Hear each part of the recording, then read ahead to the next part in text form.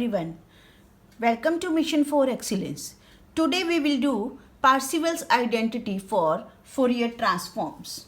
So it states that if Fs and Gs are the Fourier transforms of the functions fx, g and gx respectively, then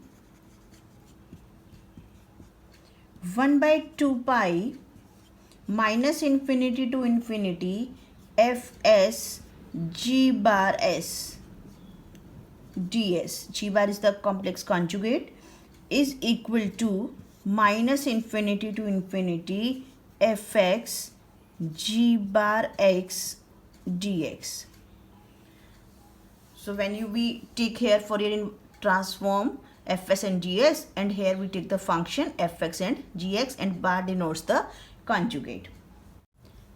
And the second part, 1 by 2 pi integral minus infinity to infinity fs mod square ds will be equal to minus infinity to infinity mod fx square dx. So this bar indicates the complex conjugate. So let us prove it one by one. So first let us prove this identity. So let us take this right hand side first.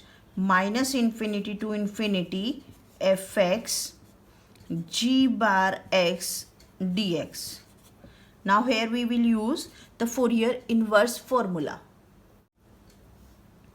Minus infinity to infinity fx, and value of this is 1 by 2 pi minus infinity to infinity g bar s e raised to power minus iota sx ds, and this integral is dx. What we have used here? We have used Fourier inverse transform. We are using Fourier inverse transform. Now if we change the order of integration, that is, this is integral with respect to s and then integral with respect to x. So when we take x inside and s outside, this will become, here I am writing minus infinity to infinity. Let us take this g bar s outside and this fx inside. So it will become minus infinity to infinity fx e raised to power minus iota sx dx, and outside it there is ds, and 1 by 2 pi we take here. So now this will become, what is this? Fx e raised to power minus iota sx dx. This is the Fourier transform of the function fx. So let us write here this as fs. So this will become 1 by 2 pi minus infinity to infinity g bar s fs ds. So hence we proved the first part. Now let us prove it the second part. Then the second part is the special case of the first part. If we take gs is equal to fx, then it will become fs square in the right hand side. Similarly, if we take fx and gx, then it will become fx square. So now let us take here, let gx equal to fx. So therefore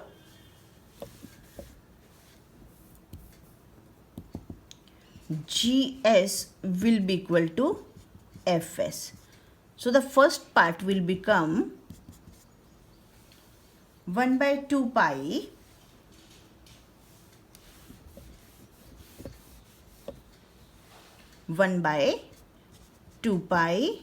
here it becomes minus infinity to infinity f bar s fs ds equal to, the left side was minus infinity to infinity fx g bar x. So we write here fx f bar x dx. So now as we know, in case of the complex numbers z bar, we use z bar. If z is a complex number, then z bar is mod z square. So this is the complex identity. So we will use this identity here. So this fs and f bar s will become mod fs square.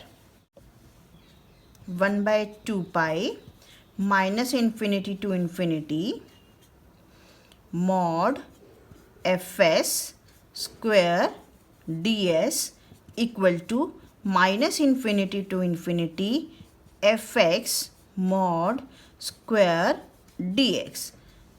So this is the Parseval's identity.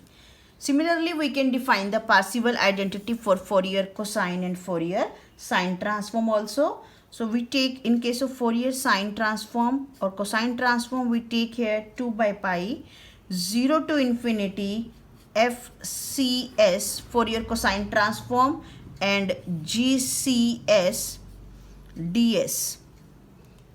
So this is equal to 0 to infinity fx gx dx. And similarly, if you take here fcs square, then it will become fx square. If you take here Fourier sine transform fs gs, then here also fx gx. If you take here fx square, then here also fx square. So this is the Parseval's identity for Fourier cosine and Fourier sine transform. Now let us do one question based on Parseval's identity. So using Parseval's identity, prove that integral 0 to infinity x square upon x square plus 1 whole square dx is equal to pi by 4. So now first we have to check the limit of the integration, if it is 0 to infinity or if it is minus infinity to infinity.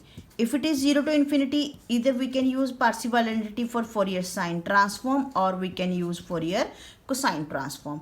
If it is minus infinity to infinity, then we have to use Parseval's identity for Fourier transform. Now see this integrand. If there is x in the numerator, then we take Fourier sine transform. And if there is no x in the numerator, we use Fourier cosine transform. So here we can see that there is a term of x in the numerator, so we use Fourier sine transform. And also there is a square, so we take the Parseval's identity of square. So that is the Parseval's identity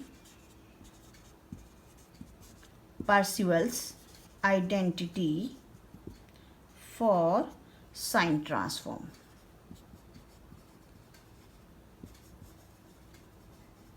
Is 2 by pi 0 to infinity fs. So we take here square because we have square here. So ds is 0 to infinity integral mod fx, or you can say this fx square because square is always positive. So fx square dx. Now let us take this function fx as e raised to power minus x. Then Fourier sine transform of this function will be equal to 0 to infinity e raised to power minus x sine sx dx. And as we know the formula for the integral of e raised to power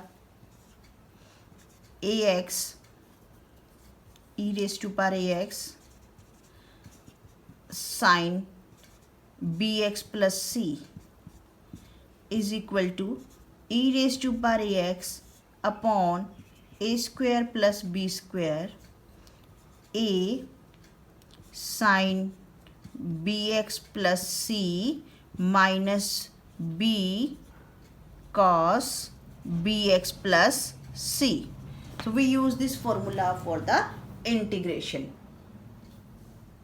So now integrating it, we get e raised to power minus x 1 plus s square minus sine sx minus s cos sx limit 0 to infinity. When you put here infinity, all term will be 0 because e raised to power minus infinity is 0, and when you put here 0, e raised to power 0 will become 1. So 1 by 1 plus s square, and sine 0 is 0, cos 0 is 1, so it is minus s. So we got s1 plus s square. So now this from equation number 1. So this was our equation number 1. So from this equation, now let us take fs here as s upon 1 plus s square, and in case of fx we take here e raised to power minus x. So let us write here from equation number 1. So put here 2 by pi, put here this s upon 1 plus s square here, 0 to infinity s upon 1 plus s square whole square ds equal to 0 to infinity fx we have taken e raised to power minus x square dx. So now this will become, let us integrate it. It is 0 to infinity e raised to power minus 2x dx. So let us integrate right hand side and we keep left hand side as it is. So here we get 2 by pi 0 to infinity s square 1 plus s square whole square ds equal to integral of this is e raised to power minus 2x by minus 2 limit 0 to infinity. So e raised to power minus 2x by minus 2 integral 0 to infinity. So when you put here infinity it will become 0, and when you put here 0 it will become 1 by 2. So now it is equal to 1 by 2. So we can change the integral also, variable also. So we can take x in place of s. So it will become 2 by pi x square 1 plus x square whole square dx integral 0 to infinity equal to pi by 4. This 1 by 2. Now we take this pi on the right hand side and 2 also. So it will become x square 1 plus x square whole square dx integral 0 to infinity equal to pi by 4.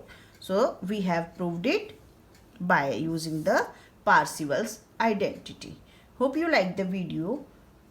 So you can ask your queries in the comment box.